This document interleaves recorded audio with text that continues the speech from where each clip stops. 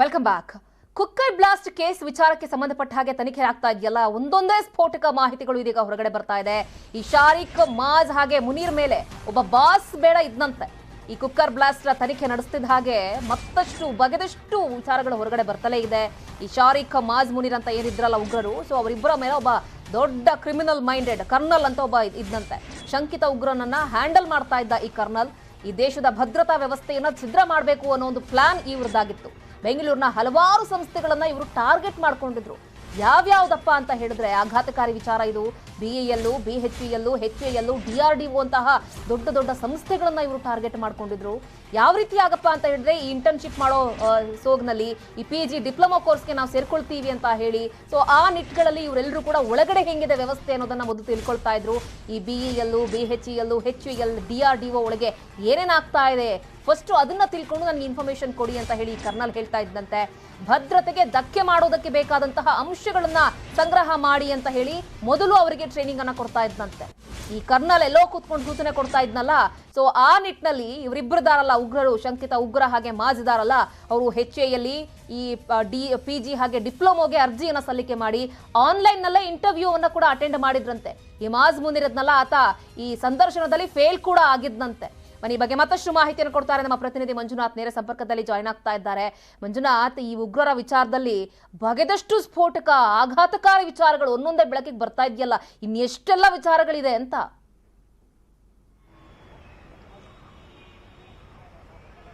S, ಖಂಡಿತ ಶ್ರುತಿ. ಯಾಕಂದ್ರೆ ಒಂದು ಕಡೆ ಮಂಗಳೂರು ಬ್ಲಾಸ್ಟ್ ಆಗುತ್ತೆ, ಮಂಗಳೂರು ಕುಕ್ಕರ್ ಬ್ಲಾಸ್ಟ್ ಆದ ಬಳಿಕ ಶಾರಿಕ್ನನ್ನ NIA ಅಧಿಕಾರಿಗಳು ವಶಕ್ಕೆ ಪಡಿತಾರೆ. ಇದಕ್ಕೂ ಮುಂಚೆನೆ ಶಿವಮೊಗ್ಗದಲ್ಲಿ ಟ್ರಯಲ್ ಬ್ಲಾಸ್ಟ್ ಕೇಸ್ನಲ್ಲಿ ಒಂದು ಮಾಜ್ ಮುನೀರ್ನನ್ನು ಕೂಡ ವಶಕ್ಕೆ ಪಡೆದಿರುವಂತದ್ದು. ಸದ್ಯಕ್ಕೆ ಈಗ ಶಾರಿಕ್ನನ್ನ NIA ಅಧಿಕಾರಿಗಳು ಚೇತರಿಕೆಗೊಂಡಂತ ಬಳಿಕ ವಿಚಾರಣೆ ಮಾಡಿದ ಸಂದರ್ಭದಲ್ಲಿ ಹಲವು ಸ್ಫೋಟಕ ವಿಚಾರಗಳು ಕೂಡ ಈಗ ಬಾಯ್ಬಿಟ್ಟಿರುವಂತದ್ದು. ಜೊತೆಗೆ ಪ್ರಮುಖವಾಗಿ ಮಾಜ್ ಮುನೀರ್ನ ಜೊತೆಯಲ್ಲಿ ಸೇರ್ಕೊಂಡ್ಬಿಟ್ಟು ಒಂದಷ್ಟು ಭದ್ರತಾ ಸಂಸ್ಥೆಗಳಂತ ಒಂದು ಭದ್ರತಾ ಸಂಸ್ಥೆಗಳ ಒಳಗೆ ಸೇರ್ಕೊಂಡು ಅಲ್ಲಿನ ಒಂದು ಭದ್ರತಾ ಬಗ್ಗೆ ಮಾಹಿತಿಯನ್ನ ಕಲೆ ಹಾಕೊಂಡು ಅದನ್ನ ಒಂದು ಟಾರ್ಗೆಟ್ ಆಗಿ ಮಾಡುವಂತ ನಿಟ್ಟಿನಲ್ಲಿ ಕೂಡ ಇವರು ಸಂಚನ್ನ ರೂಪಿಸಿದ್ವಿ ಅನ್ನುವಂಥದ್ದನ್ನು ಕೂಡ NIA ಅಧಿಕಾರಿಗಳ ವಿಚಾರಣೆ ವೇಳೆ ಬಯಲು ಮಾಡಿರುವಂತದ್ದು.